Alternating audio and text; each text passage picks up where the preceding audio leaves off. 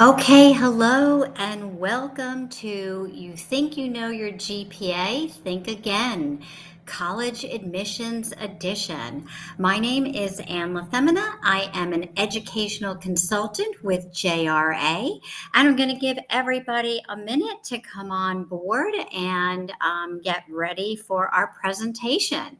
So I'll just give you a quick minute to come on board and we will get started.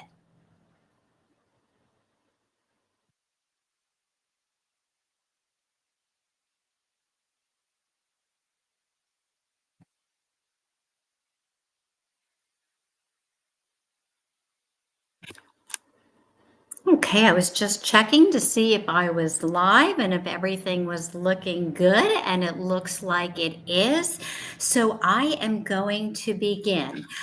If you're just joining me, my name is Anne LaFemina. Welcome to You Think You Know Your GPA, Think Again, College Admissions Edition.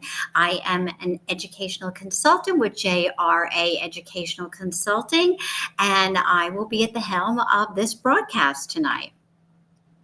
We will be broadcasting live from Facebook and from YouTube. So you hopefully are joining us from one of those platforms.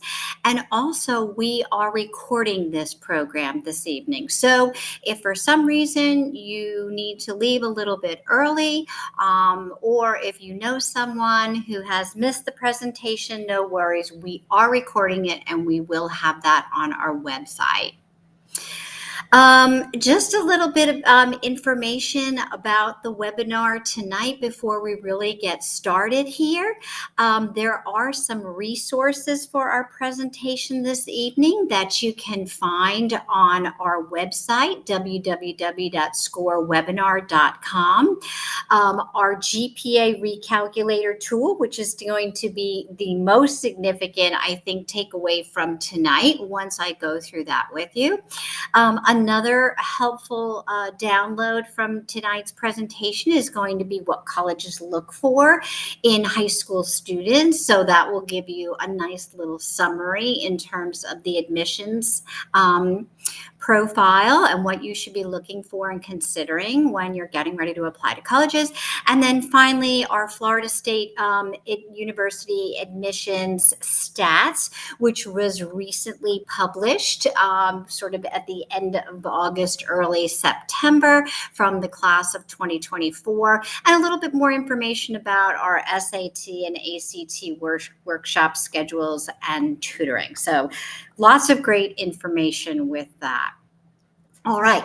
Now, I am encouraging you to please ask questions as we go through this presentation this evening. I welcome any question, and you are welcome to add your questions in the chat. So as I go through the presentation this evening, right now I can only see what you're seeing. I'm unable to see your questions live, but I will stop at the end of the presentation, and whatever questions that are there, I will definitely stick around to address them. And certainly if you are feeling a little shy and you don't want to ask a question in a chat, please go ahead and take down my email, ann@jraec.com, and please feel free to email me any follow-up questions from tonight's presentation. Okay, so for tonight, what is this webinar about? Why are we talking about GPA in the context of college admissions? And that's what I hope to really start out with in my discussion this evening, just to really define what is GPA and how it is used in the college admissions arena. Definitely want to share with all of you how to calculate your GPA. What are the steps needed? How do you do that? And where do you find that resource? That's going to be on our website, and I will highlight that as we go through. I also want to share some unique calculations. So there are certain calculations that are used that are college specific or portal specific, something like that. So definitely will be sharing a little of that with you. And then I think this is kind of key to what's happening in college admissions right now, a little bit of the impact of grade inflation in college admissions, and that's related to GPA. So those are all the things that I hope to cover for this evening. Now, before I get started on starting with all of that, I just want to give you a little bit of an explanation of GPA in context. What does that mean? Okay. So, how a college will assess your transcript is really important for you to know and to understand how a college will evaluate you or evaluate your school performance. I think it's fair to say that every college wants to see their applicants who have, sort of tested themselves in their academic rigor, right? And remember that rigor means something different for everyone, but meaning that at some point during your high school career, you have taken a class or several classes that are those challenging ones, and you're not afraid or you're not steering away from those classes. And just to be clear, even if it means an occasional grade is lower, that you might earn in an easier course, it's still better for you to be taking, or higher, it's still better for you to be taking those more rigorous classes. Every college likes to see and very much welcomes upward trends during in high school. And of course, unless you've started with all A's, which would be amazing and very challenging to do, but colleges do recognize that you do have some difficulties or that there can be some hurdles that you have, but they like to see trends in grades throughout. Now, I thought it was important before we really get into GPA, because I did mention rigor of curriculum or rigor of coursework.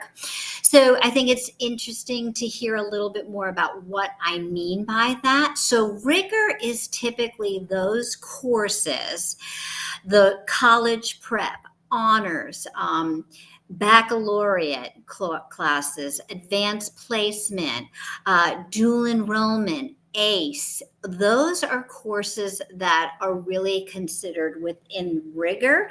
And the reason why we like to consider those courses in that is because they're all weighted courses. And I'm going to discuss what that means in the context of putting your GPA, but meaning that once you earn your grade in those courses, you will also earn a little bit more of a boost to that grade because that course was an advanced course of some sort.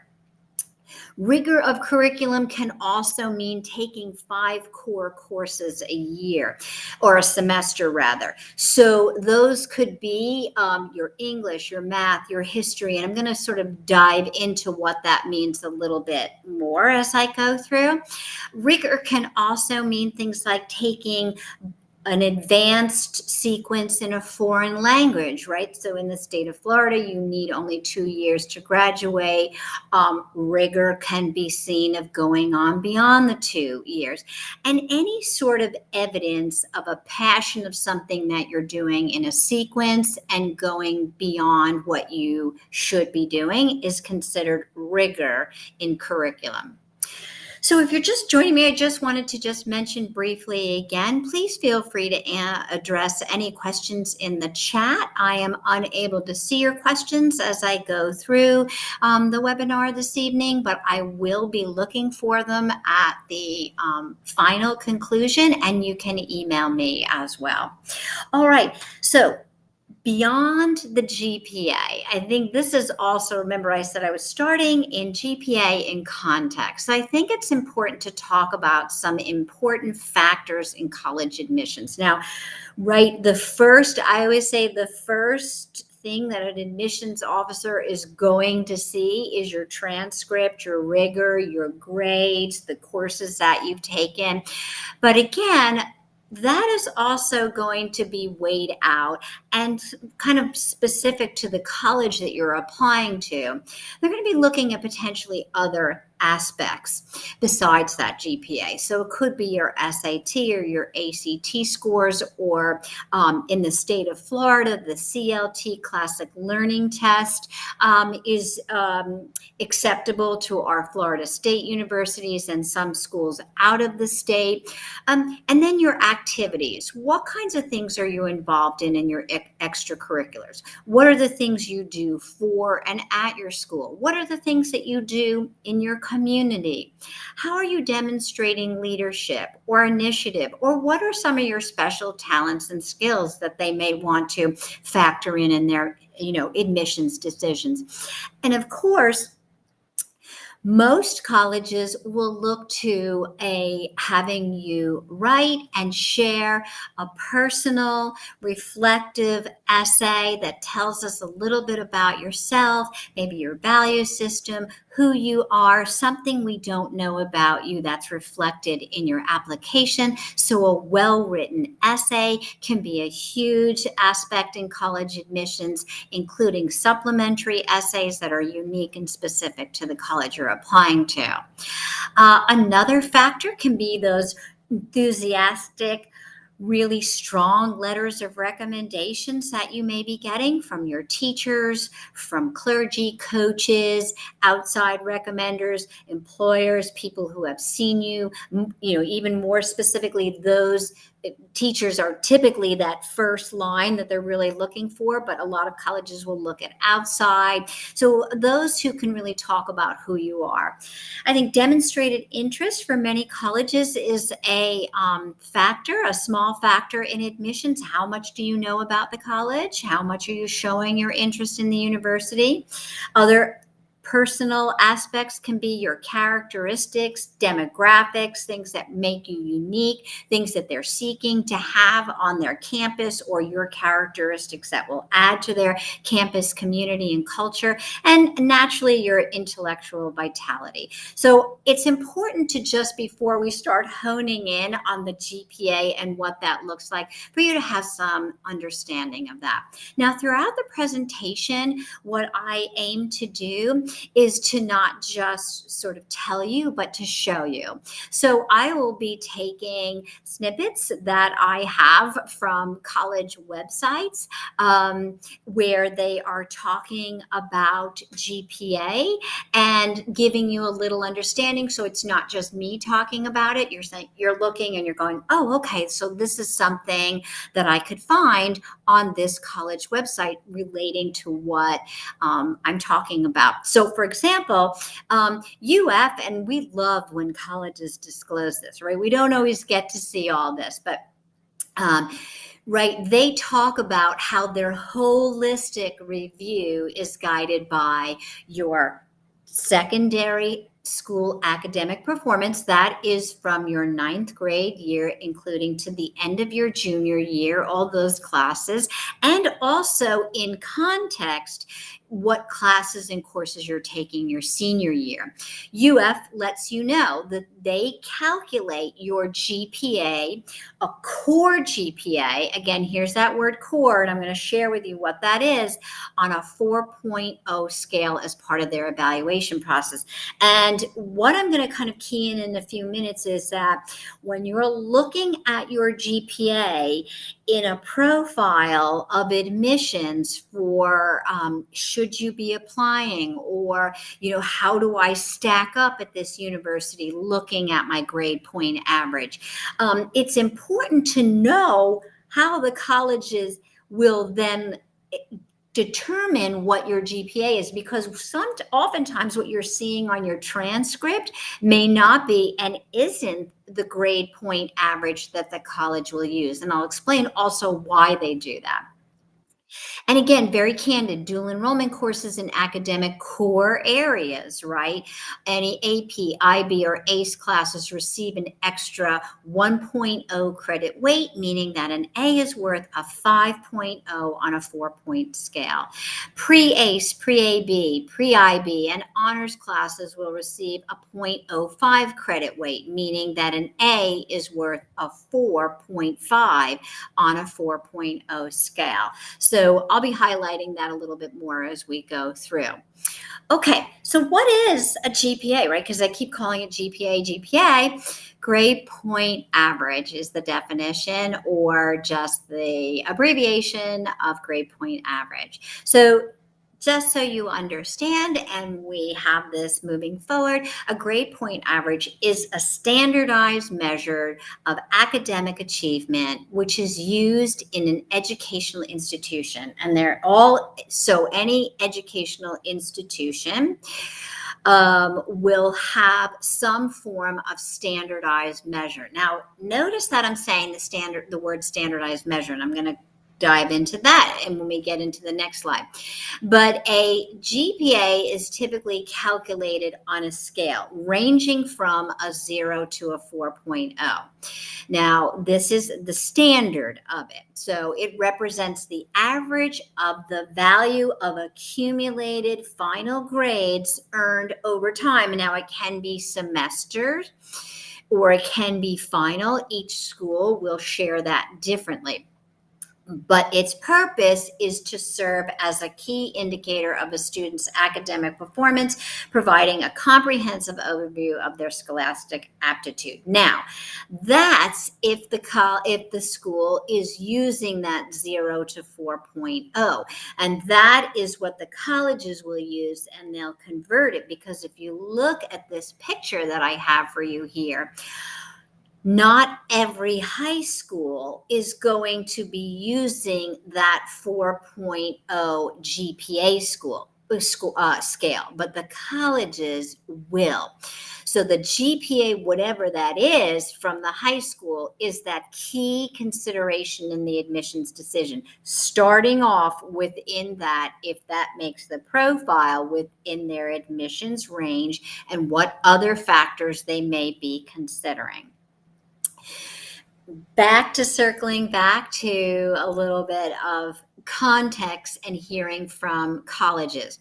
So this is actually a great little piece of advice, I would say, is that it's always a great idea. I always follow colleges on social media, LinkedIn, Facebook, Instagram, Twitter, whatever you are familiar with, even Snapchat. A lot of colleges are on now.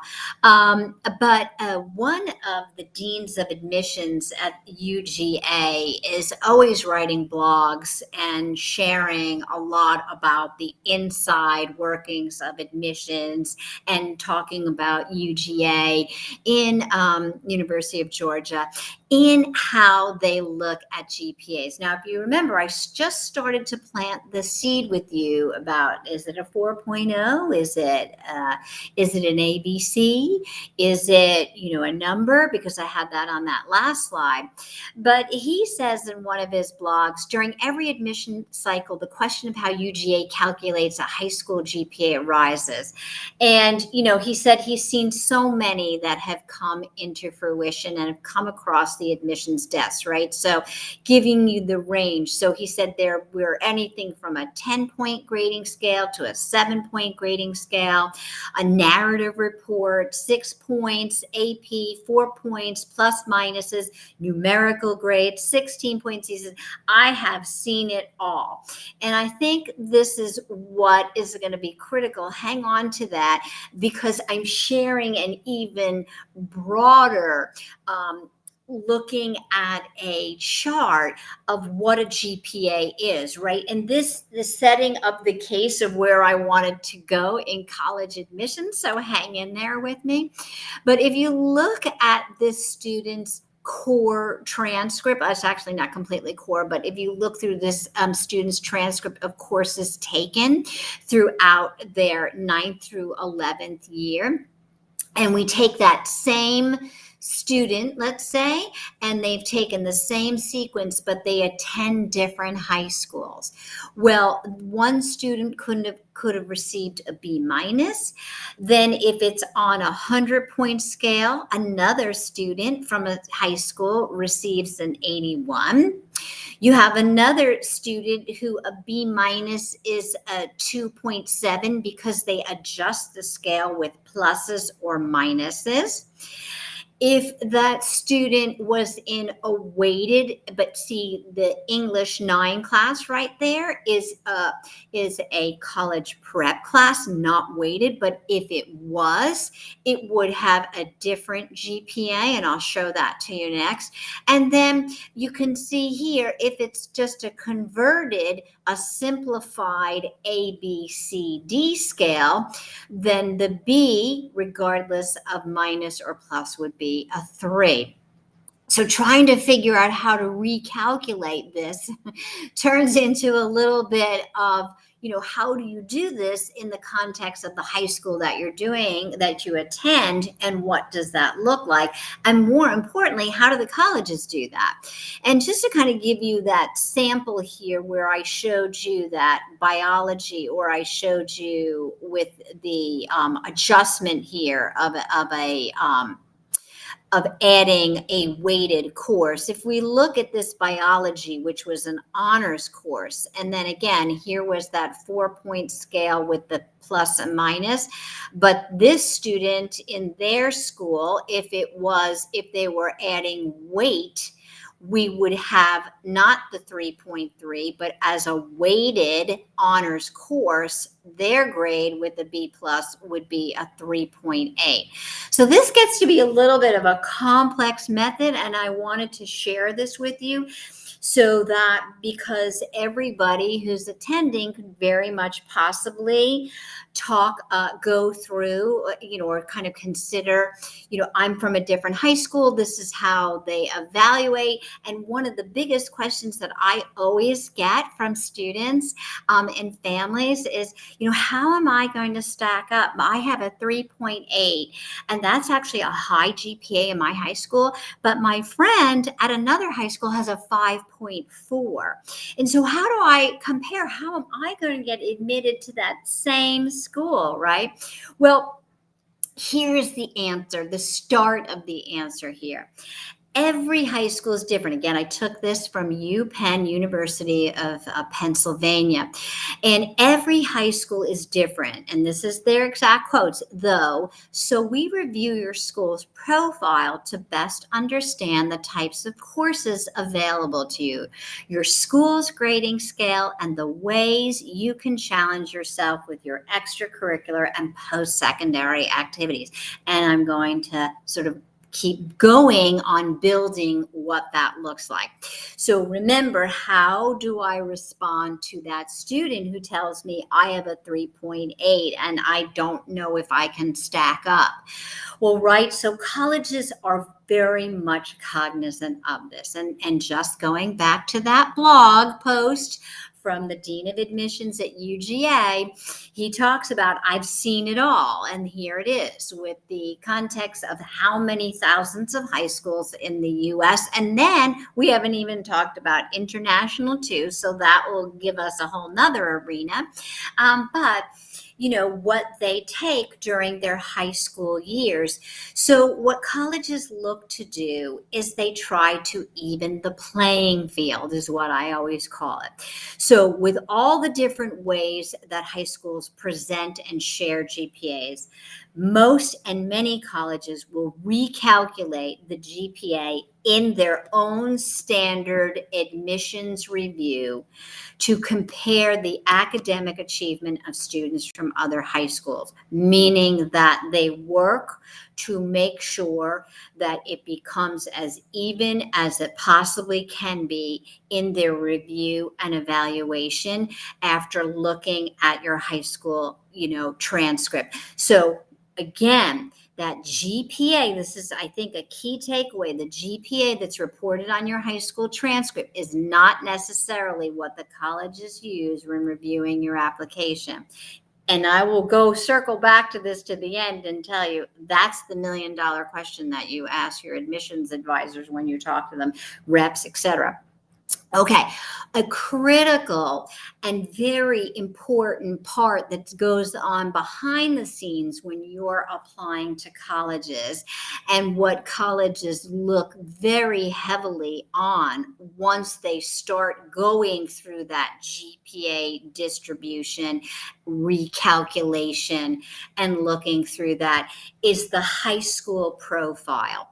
So when I say going on behind the scenes, because when you submit an application and your high school is asked to submit your transcript, typically they will also be asked to send their version of their high school profile. Now, every high school has a profile of some sorts. Some are very well spelled out, some are very highly articulated, very easy to read, and give you a wealth of information.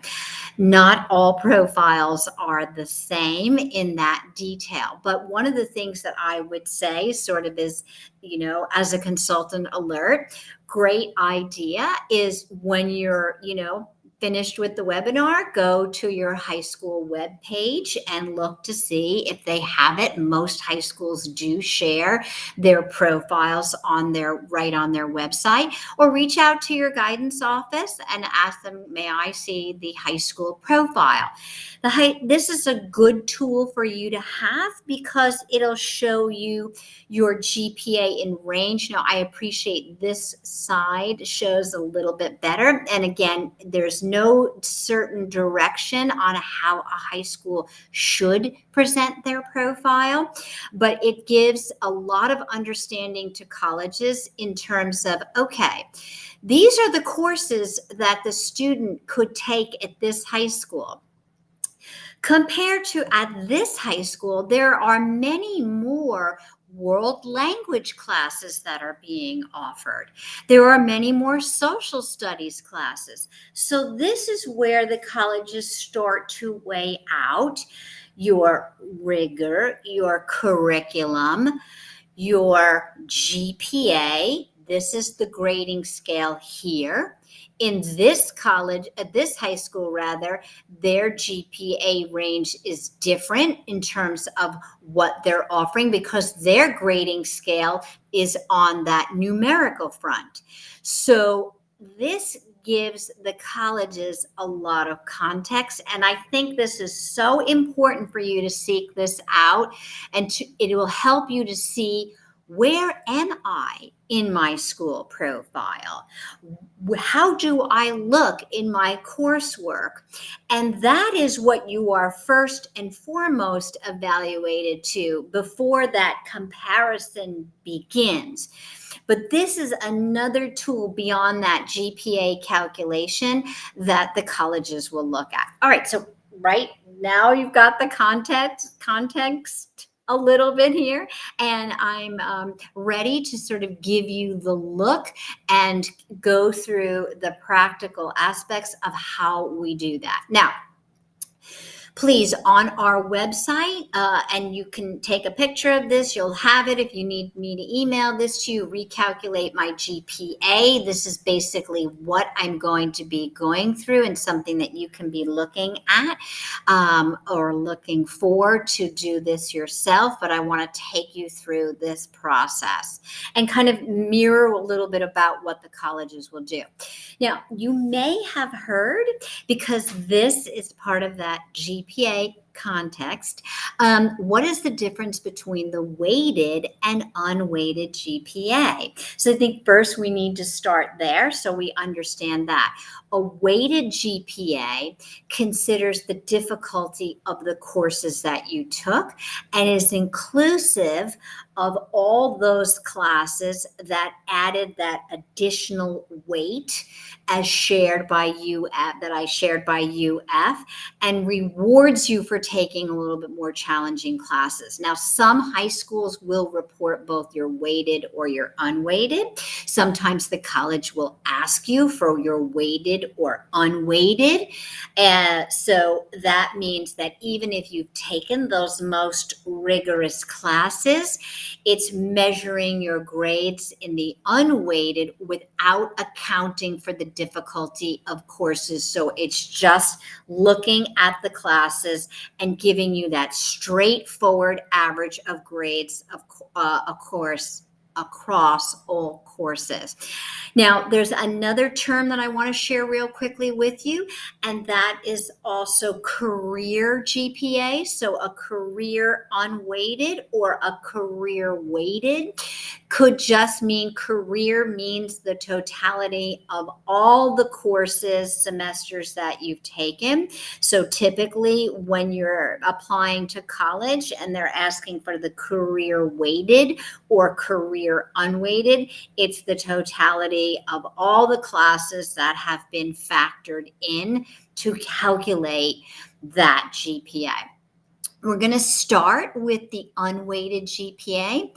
Now, the first thing you need to do is to look at your transcript, okay? And you want to be looking for those core classes. Oops, I just want to go back here. I went a little bit ahead of myself here.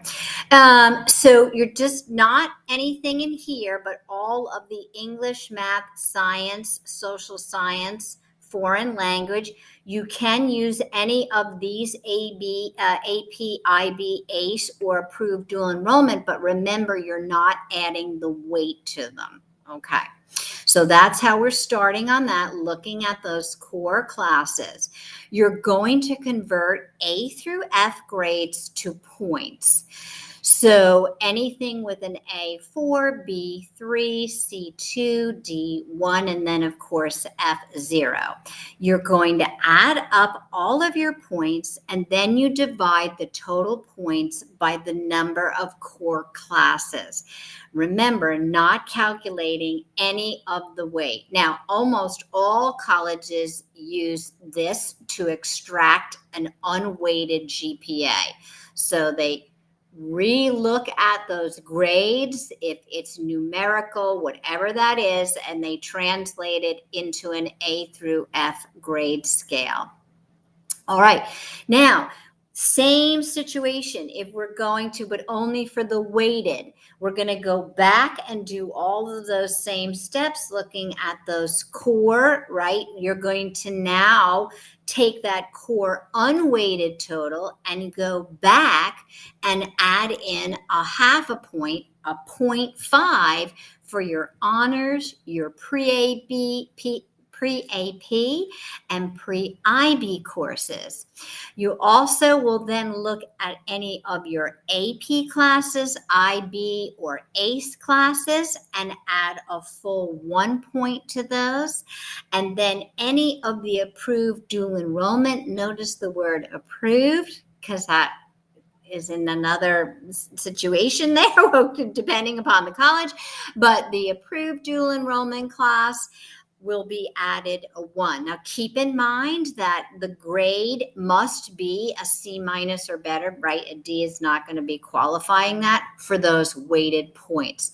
So it's really a very simplistic process. It's just a matter of looking at, first, I say to look at your unweighted, then go back and calculate for your weighted, adding those 0.5s or 1.0. Remember, if it's a 4 and it's an AP class, it converts to a 5.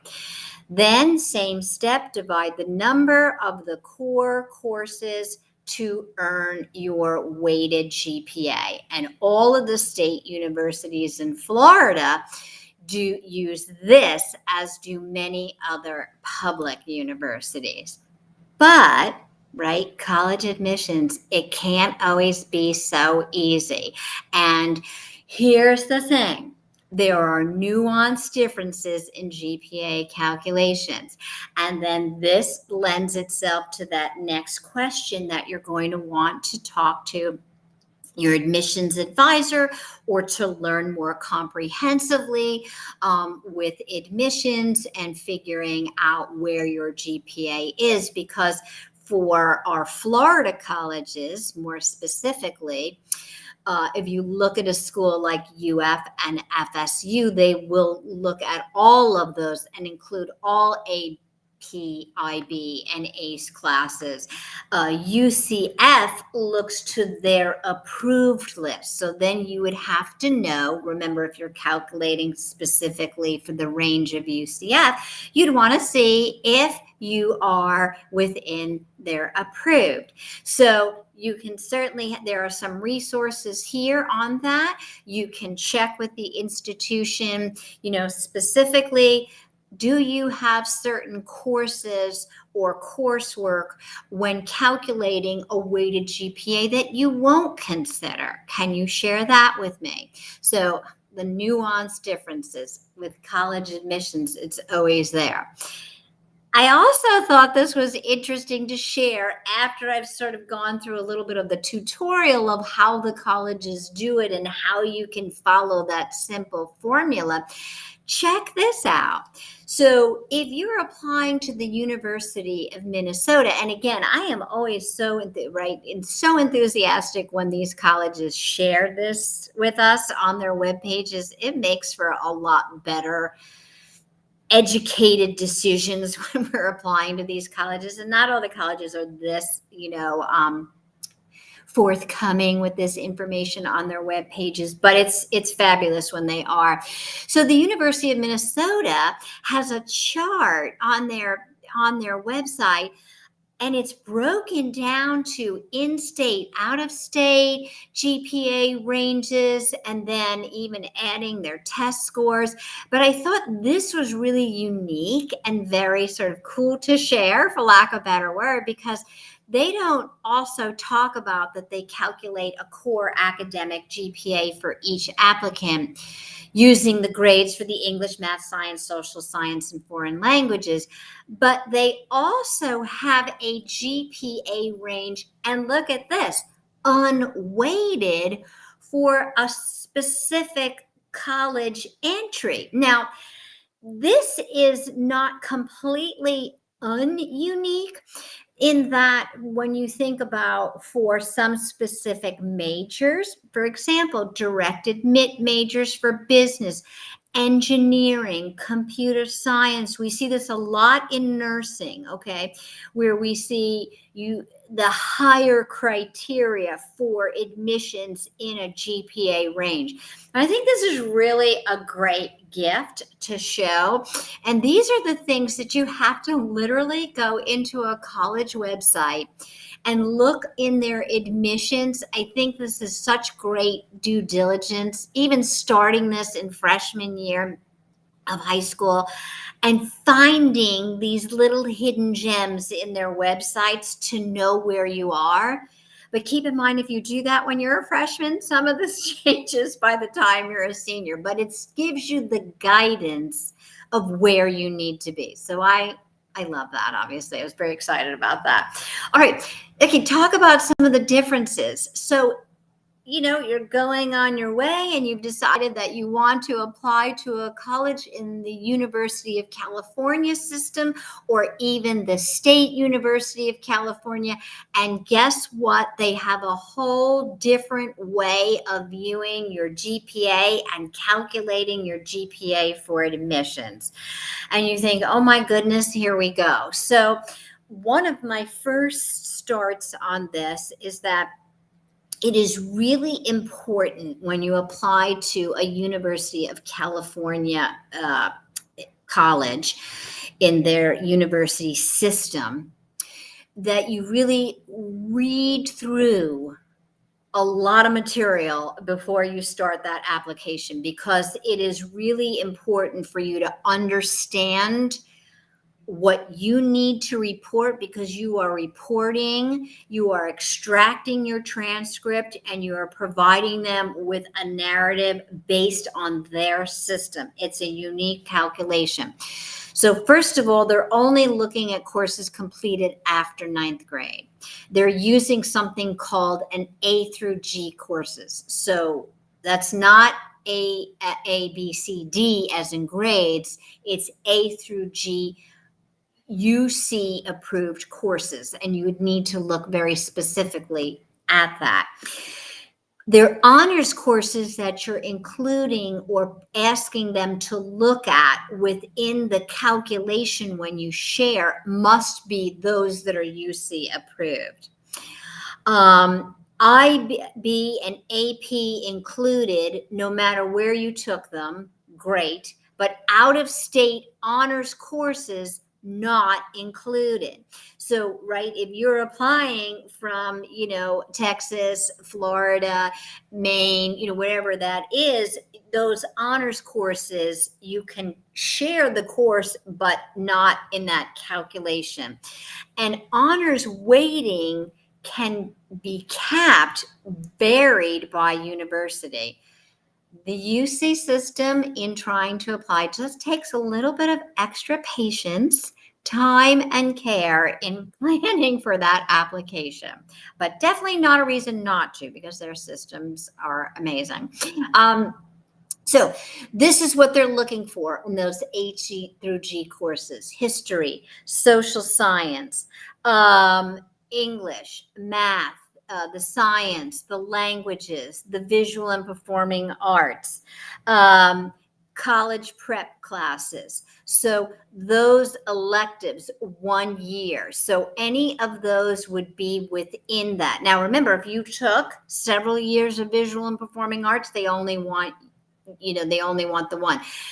Important to keep in mind that they're looking at that 9th, 10th, and 11th grade, and these specific A through G classes. Okay, so typically in the preparation, you will find that you are well prepared in your credit units and these courses. This is minimum requirements. Most students exceed these required.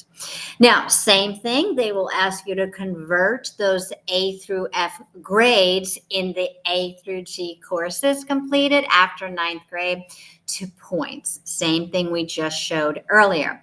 And then you will add an extra point for each semester of a UC honors level course for a maximum of 8 points between 10th and 11th grade. All those grades must be a C- or higher. Trust me that once you get into it, this is probably a little bit more doable than it sounds, but I think that it's important for those of you who are joining and trying to get an early jump on all of this. I think it's really important to share this different arena with the calculation of the UC GPA. So moving forward, you're going to add all those points together. You will divide the total points by the number of letter grades earned in courses taken summer after ninth grade through summer after 11th grade. And that gives you your minimum GPA for admissions. Now, your GPA can be beyond the minimum, but you will need a minimum 3.4. So it is really good for you to, when you're applying to a UC school, that you do this calculation. The good news is that if you're applying to a state university system, it uses a very similar formula, but it has a lower minimum GPA requirements, just slightly lower on their minimum. Woo, so that was a lot on that UC, but just definitely something to be cognizant of, and definitely something you do not want to do any UC or California state application late within a timeline because it does take a little bit more of that care and diligence. Okay, the other thing I wanted to just sort of remember in those nuanced differences or things that are unique for any one of you out there who is an athlete and looking for athletic recruitment, you will have to satisfy a unique requirement. NCAA is the National Collegiate Athletic Association, and that guides, that is the national recognition and guidelines within that for athletes who want to play at the collegiate level, and you have to satisfy certain requirements. So calculating your NCAA GPA is a little bit of a different wheelhouse. So first and foremost, they look at core, right? Okay, we definitely discussed that, and their requirement is to the totality of the end of the senior year that your GPA qualifies you then to eventually play at the collegiate level.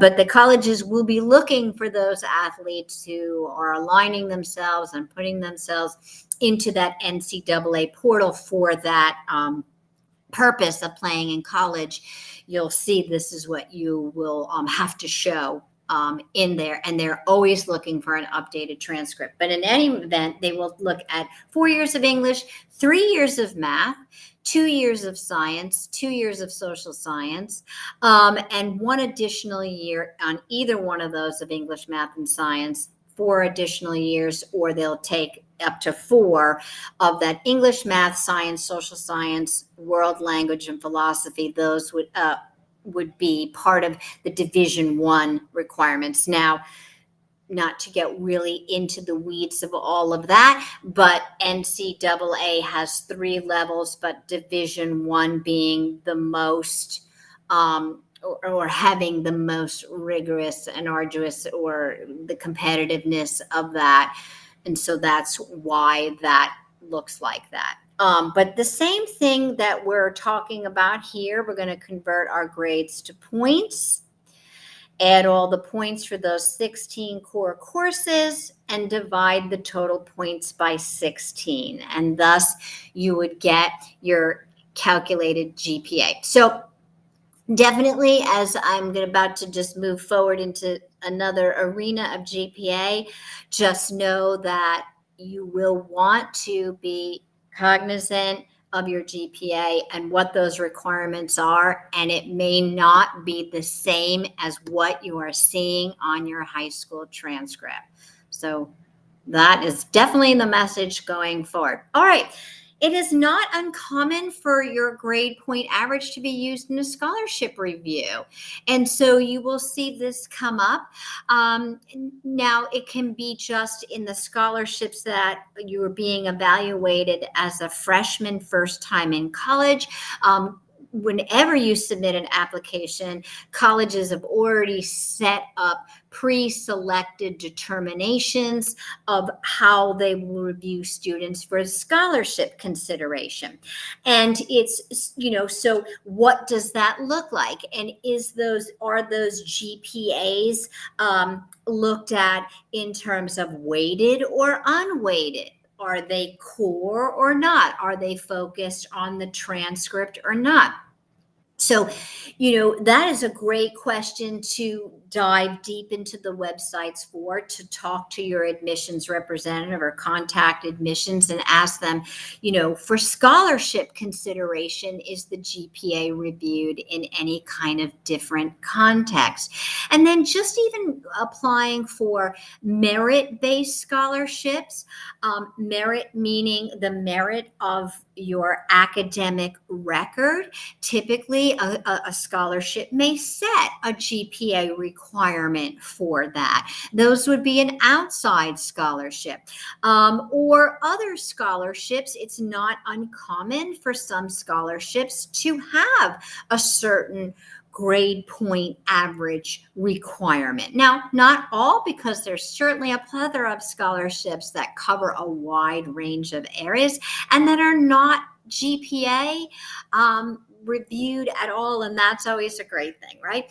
To have so much variation. But you will see that definitely in the review of being admitted and looked at for admissions to a college. And so I went to Mizzou, the University of Missouri. Again, trying to find these colleges, show, not tell.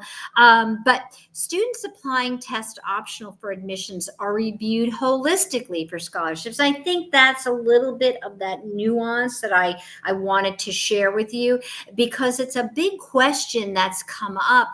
Typically, colleges have the criteria set on your GPA and your test scores, but when a lot of colleges went test optionally, even more so from 2020 on, it forced the colleges to have to look at this a little bit in a different arena.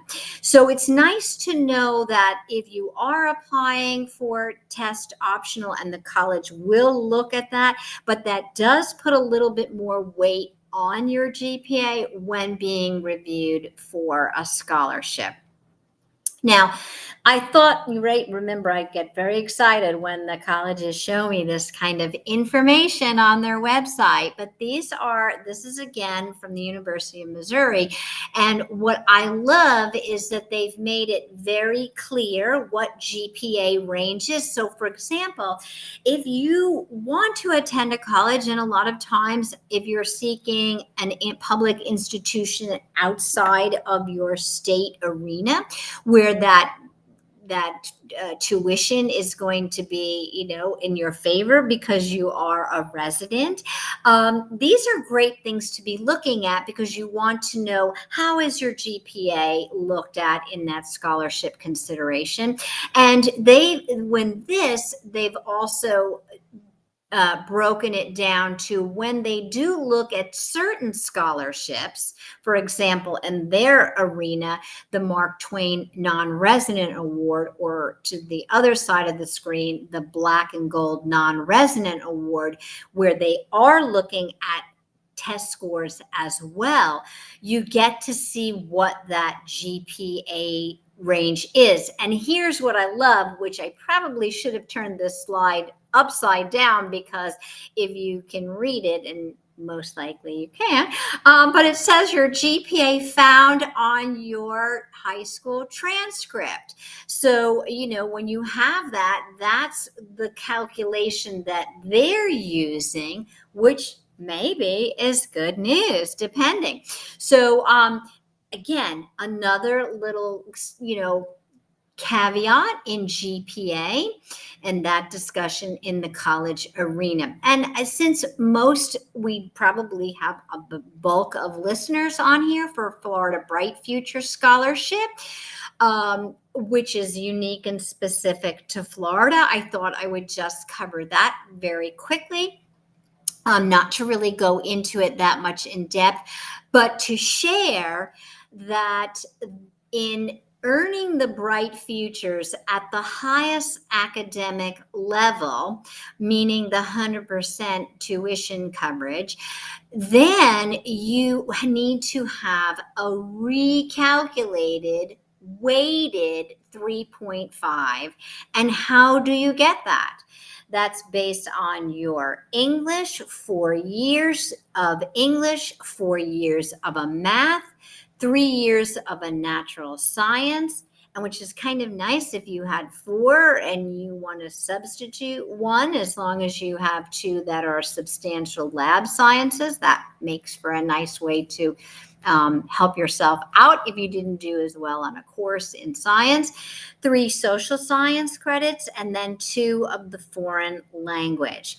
And that is only what they are looking for in that recalculation to get to this 3.50, of course, and above. Or for the medallion level, which is the 75% of the financial aid, or not financial aid, of the tuition, is the 3.0 up to the 3, shy of the 3.5, or ahead of that. Now, of course, there are other additional requirements too. And so obviously I could spend a lot of time on that. I will say for juniors, this, you might find this to be a little bit of an exciting news, but to make the requirement for your class, it's right, you're for 25, 26 graduates. That's for next year's a 1330. That's a 10-point reduction in the criteria. We'll take it. And then in here, that's a 20-point reduction for the SAT scores and a 1-point reduction for the ACT. Still needing the service hours, still other criteria. And obviously, I did just want to focus on that GPA in terms of scholarship, but kind of good to give you a little bit of that heads up as well. All right. So in that calculation, how do you do that? It's looking at the 4 credits of English, the 4 credits of math. You must use that Algebra 1 in there, 3 credits of the science with 2 labs. So make sure that 2 labs are there. 3 credits of the social science, 2 credits of the world language, and then the AP, IB, ACE, and dual enrollment courses can be used in any of this calculation. So that's good news as well. Same type of system that I've gone through. You're converting your A through F grades to points.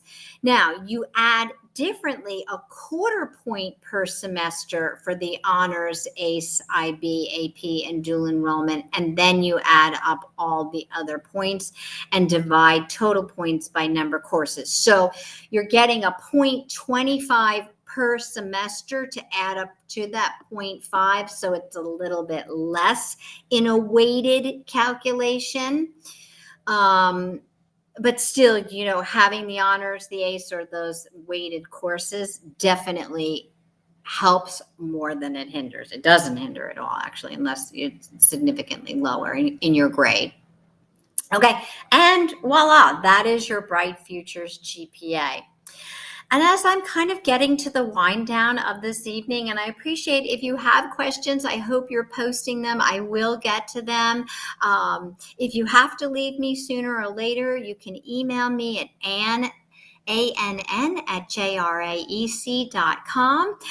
But I will be sticking around to answer your questions at the end once I'm able to see them.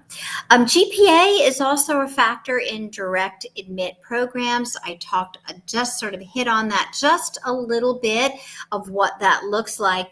Common App is the biggest widely based tool that students use to apply to colleges. And over the last few years, colleges have jumped on board to make themselves available and to contact or to share with students their interest and to say, you know, we think that you would be a great fit for us, and we are offering you a direct admissions. And colleges get to see this based on some of the answers that you've started to populate in your Common App. And this is a screenshot from a student that I was working with, which some of the colleges that he or she was offered in that direct admit. But why do I have that here, and why am I going through this? Because what did they tell you that one of their strongest reasons are for this admissions? And that is, you know, offers are based on data such that you've entered, like your GPA. And so when you're applying to colleges, the Common App will ask you in their education section, what is your GPA? Is it weighted? What is your grading scale? And so they will know right away what that looks like. And then colleges will sort of use that to start populating that list. So that's kind of been a nice thing for students to find colleges that could really be a great fit for them that they never thought of. A great partnership and a way for the colleges to say, we think that you would be admitted here and you should take a look at our college, because based on what you're sharing, we most likely will admit you. Now, there are those major specifics, and I think I just talked a little bit about that a slide or so before, but I wanted to just also really hone in on this, right? So, the GPA requirements for those STEM majors can be typically higher, or they could be looking for that more rigorous core coursework, or they have unique and specific prerequisite courses or classes that they like to see. When I work with engineer majors or those who want to study anything in engineer, first question I'm asking them is, did you take chemistry? Did you take physics? Did you take a high level of chemistry or a high level of physics? Did you take pre-calc, calc AB, calc BC? Those kinds of things can be relevant to an admissions decision. So I think, and particularly for those major requirements. Again, nursing fields, colleges may you may say, okay, well, this is a great school for me to apply for. It looks like I'm in the profile mid-range of the GPA they typically require for admissions, only to find out that they're pre-med or pre-nursing or nursing, or even Bachelor of Science to MD, accelerated programs. Criterias for that and a GPA can also be higher, and they could be looking for those more rigorous core courses. And again, in business and economics, same things. There are colleges that have direct admit programs to their business. For example, Southern Methodist University, their business college is a direct admit, and the strength of your profile for that business or economics or finance for that college of business can be more competitive and can have a higher level, a higher GPA threshold compared to other majors in your review. And keep in mind, arts and humanities. I've done a webinar on the arts, and I will be doing one again in the spring because I'm very passionate about the arts myself. But it's important to know that I know that a lot of students, when nurturing their talents, their visual talents, their performing talents, whatever that is, the GPA, it might seem like per program could be lower, but sometimes you have to make sure that if you're going to a college and you want to study within the arts, you may have to get through the college admissions of a higher GPA. And then they will look at your talent base. So a little bit of something to think about there in terms of GPA. And finally, I told you that I wanted to talk to you a little bit about GPA and my predictions and kind of what's next or what my insights are. And I think what we're seeing here in the college arena and what the colleges are talking to us a lot about is grade inflation. Right now, what does that mean? The evaluation of GPA and academic rigor is presenting a little bit of a itself in a little bit of a harder arena to evaluate because high schools have different criteria. So, for example, what do I mean by that? A student that I worked with had a D in a course, and her high school allowed her to remediate that class, take it again. She earned an A.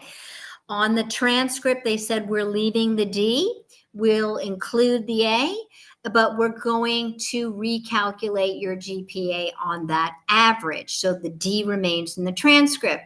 I have another student that I worked with in a similar situation, and her high school said, when you remediate a course, we take it off your transcript. So the grade that you had, we don't leave that there, and therefore you can remediate, and you will have that standing grade alone without showing what you had originally.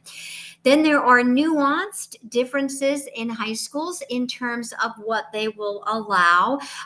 Some high schools will allow you only to remediate if you have a D or an F, but some high schools will allow you to remediate if you have a C. And so then how is that part of the calculation? So in addition, students have a lot more access to dual enrollment, AP, pre-AP, ACE, IB, rigor that they hadn't had before. So there's these little intricacies that are making it a little bit more challenging. And because of that, this is where I think we're seeing more of that test mandated trending coming in and back. Um, what they're finding, or what colleges are saying in their review and the studies that they've conducted over time, is that students who submitted their test scores had that better rate of sustainability through college, did better, and was a better predictor on some pieces than the GPA and the strengths of their academic rigor. Now, right, does that mean I agree with all that, or do I want to go into all that? No. But I think that what they're also saying, and I have some quotes in here from Yale, UT wrote in its announcement when UT Austin said, we definitely, you have to have your test scores, or Tennessee recently, they went back to test score mandates. So with an abundance of high school GPAs kind of at that 4.0 and higher, we're really finding we need to kind of look to something else. So I think we're going to see a little bit more of this. Certainly the colleges are being kind in that they're not springing this on us during the admissions. But if you're a junior, I would be very much, testing, be proactive with testing. Look, if your test scores don't land where you want it to be, that's okay. You can always decide to go test optional. Best to prepare yourself, because I think we're going to see a little bit more of this because of the grade inflation, higher GPAs in a more competitive arena.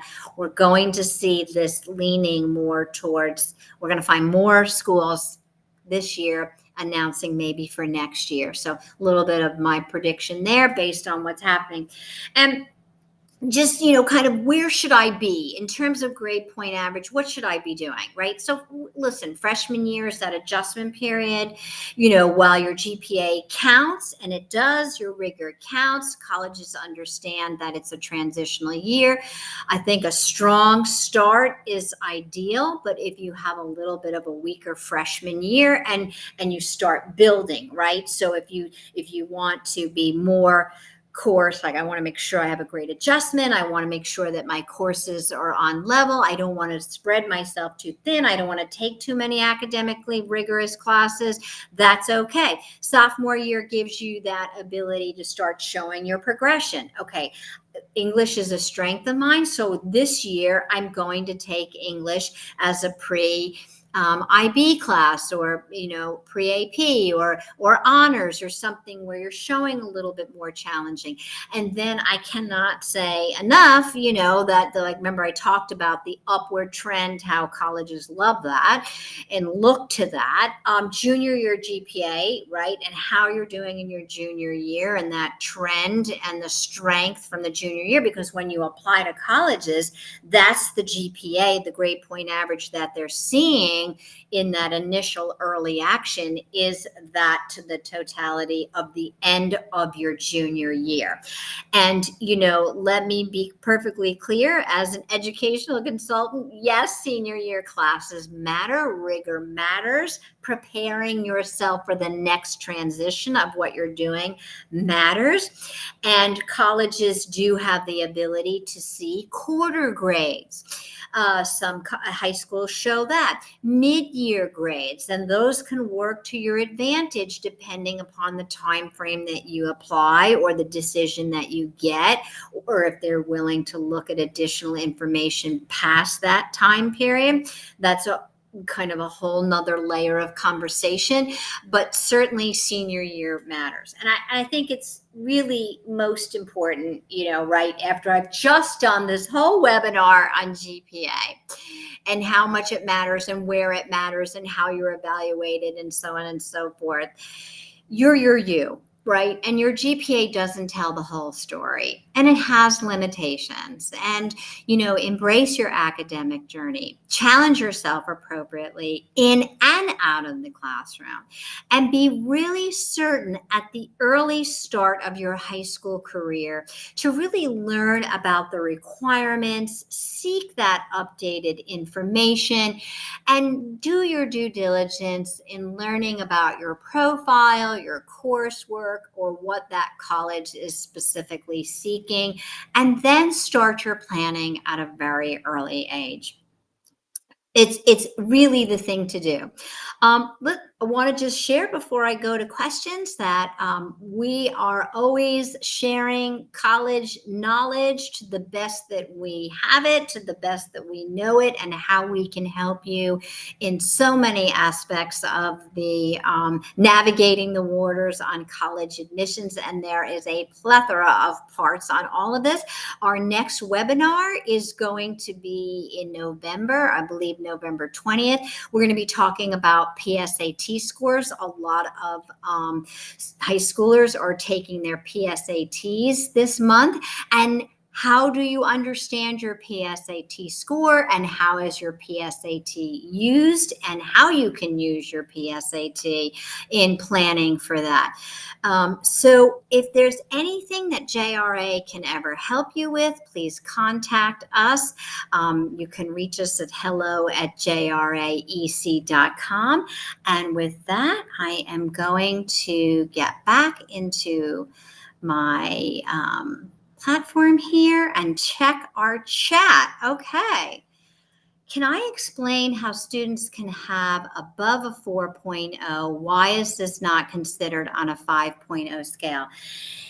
Yes. So it's really, there are high schools that, remember, if you go back, and maybe that question was answered for you during the presentation, if you go back and you look at what that looks like, a student can have a 5.0, a 6.0, and the scales can vary per high school.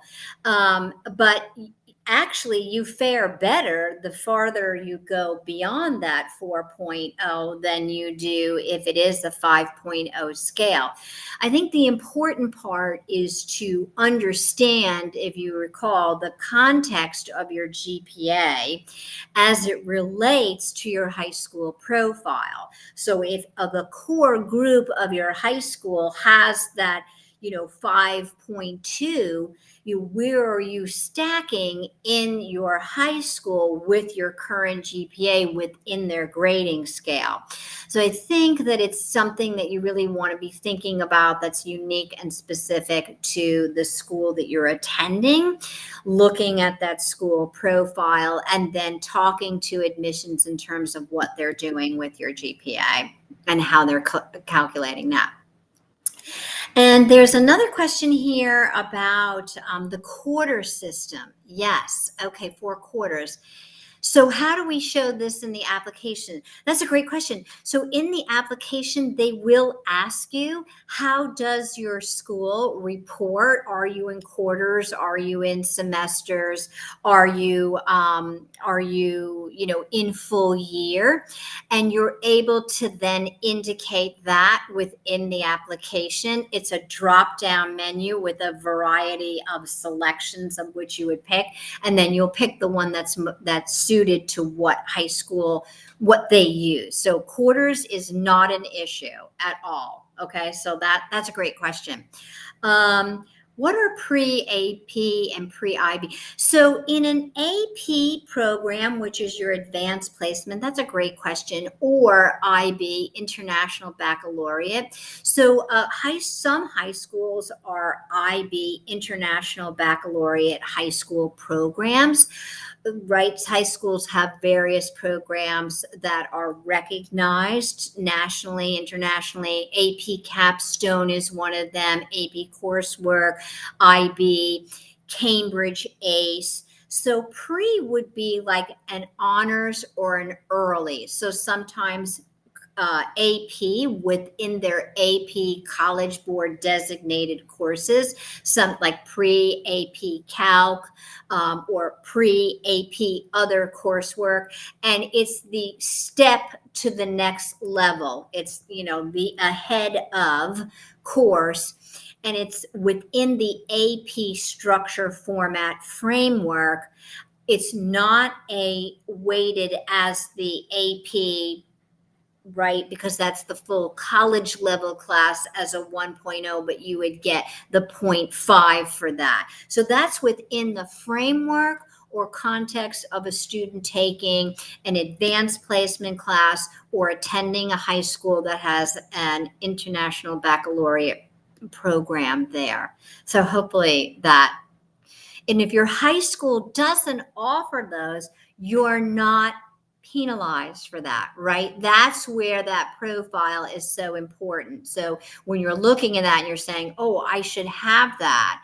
But if your high school doesn't offer that, it's about what does your high school offer to that. So that is the important part of that. Yeah, that is a great question. Are there any other questions that you have? I'm certainly happy to answer them. I am going to just in the chat here um, put my email in here one more time. So if you want to email me something separately, you are more than welcome to address something that I didn't within this evening. Okay, I think that seems like we are on the wind down. Thank you so much for everybody who joined me tonight. It was great to chat with you about your grade point average, what that looks like. You can see how different that is. Please go onto our website, grab the downloads from tonight. Attend our webinars, find that GPA recalculator. That's going to be so helpful for you. And I thank everybody for coming on tonight. Thank you so much and have a wonderful evening.